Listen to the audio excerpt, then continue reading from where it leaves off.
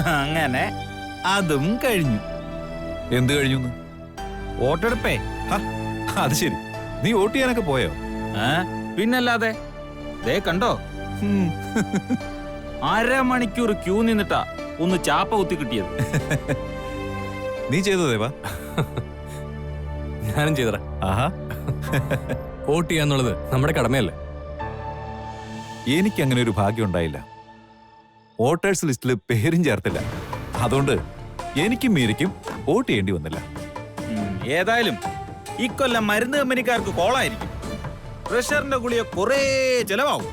എന്താ രാഷ്ട്രീയക്കാർക്കൊക്കെ എത്ര ദിവസം ടെൻഷൻ പിടിച്ചിരിക്കേണ്ടത്? മെയ് 23 വരെ. അപ്പോഴത്തേക്ക് കുറെ എണ്ണം ചത്ത് കിട്ടും. എടാ ചിന്ന, ഇത്തവണ ആര് ജയിക്കുന്ന നിനക്ക് തോന്നുന്നേ? ആര് ജയിച്ചാലും എനിക്ക് ഒരുപോലെ. ആര് ജയിച്ചാലും ഭരിച്ചാലും എന്റെ ജോലിക്ക് വല്ല മാറ്റം ഉണ്ടോ ദേവേണ്ണ? അതുണ്ടാവില്ല. പിന്നെ ആര് ജയിച്ചാ എനിക്കെന്താ? കൂടുതൽ വോട്ട് കിട്ടുന്നവര് ജയിക്കും. ഓ, അവന്റെ ഒരു കണ്ടുപിടുത്തം. നീ ഇത് കൊറേ നേരം ആയല്ലോ എന്റെ മടിയിൽ തലയും വെച്ച് സുഖിച്ചങ്ങ് കിടക്കുന്നു. എടാ, ഇങ്ങനെ കിടക്കുമ്പോ നമ്മുടെ ആ പഴയ ചെറുപ്പക്കാരെ ഓർമ്മ വരും. ആ ഓർമ്മയിൽ ഇങ്ങനെ സുഖിച്ച് കിടന്നതാ. അത്രയ്ക്ക് സുഖിക്കണമെങ്കിലേ നീ പോയൊരു പെണ്ണ് കെട്ട്. എന്നിട്ട് അവളെ വിളിച്ച് ഇവിടെ കൊണ്ടുവന്ന് അവളുടെ മടിയിൽ തലച്ച് കിടക്ക്. കൊള്ളാലോ ഐഡിയ. ബ്രഹ്മചാരി ആണെങ്കിലും നിന്റെ ഉള്ളിൽ കുറച്ച് റൊമാൻസ് ഒക്കെ കിടപ്പുണ്ട് കേട്ടാ. അണ്ണൻ പിന്നെ ഹനുമാൻ സ്വാമിയുടെ വലയിലായി പോയെന്ന് കരുതാം. പക്ഷെ ശ്രീയണ്ണൻ എന്താ കല്യാണം കഴിക്കാതെ ഇങ്ങനെ കഴിയുന്നേ? ദേ, ആരോഗ്യമുള്ള കാലത്ത് കല്യാണം കഴിച്ചിട്ട് പ്രയോജനമുള്ളു കേട്ടാ. കേട്ടാ തോന്നും ഉപദേശിക്കുന്ന ആള് 5-6 പേരെ കെട്ടി പ്രയോജനം എന്താണെന്ന് അറിഞ്ഞോളാണ്. ആദ്യം പോയി നീ കെട്ടടാ. എനിക്കുള്ള പെണ്ണ് ഇപ്പൊ എവിടെയോ ജനിച്ചതേ ഉള്ളൂ. അങ്ങനെയാണെങ്കിൽ നീ കല്യാണം കഴിക്കണമെന്നില്ല. നീ ഈ പറഞ്ഞ പ്രയോജനം ഉണ്ടല്ലോ, അത് കിട്ടാനും പോകുന്നില്ല. ശ്രീകുട്ടാ,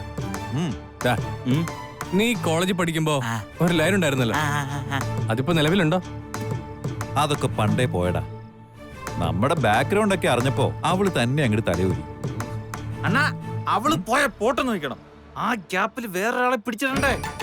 മിടുക്കന്മാരെങ്ങനെയാ? അത്തരം മിടുക്ക് കാണിക്കാവുന്ന അവസ്ഥയിലൊന്നും അല്ലായിരുന്നല്ലോ ഞാൻ.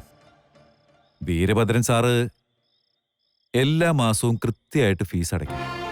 ട്യൂഷൻ ഫീസും ഹോസ്റ്റൽ ഫീസും ഒക്കെ ആദ്യം തന്നെ ഒന്നിച്ചടയ്ക്കുന്നോണ്ട് അതും പേടിക്കാനില്ല. ഇവന്റെ അച്ഛൻ അയച്ചു തരുന്ന പണത്തെക്കുറിച്ച് ഓർക്കുമ്പോ പ്രേമിക്കാൻ ആർക്കട തോന്നുക? എത്രയും പെട്ടെന്ന് പഠിച്ചിറങ്ങി ഒരു ജോലി നേടണമെന്നേ അന്ന് മനസ്സിലുള്ളൂ. ഇന്നത്തെ മാനസികാവസ്ഥ അന്നുണ്ടായിരുന്നെങ്കിൽ ഒരു 3-4 വേണമെങ്കിൽ പ്രേമിച്ചു നോക്കിയാനെ.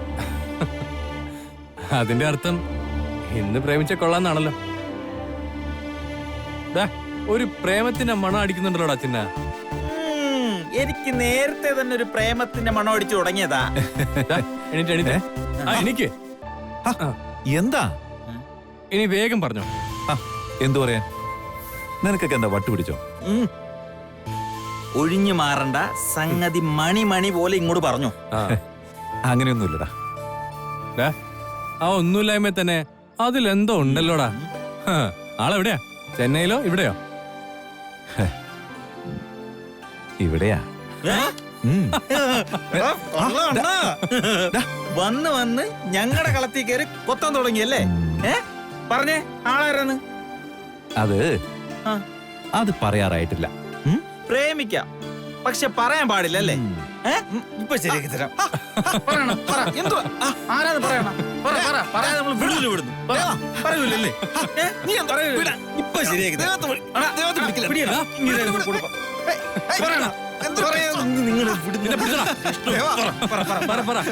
പിടി വീണ് പറ.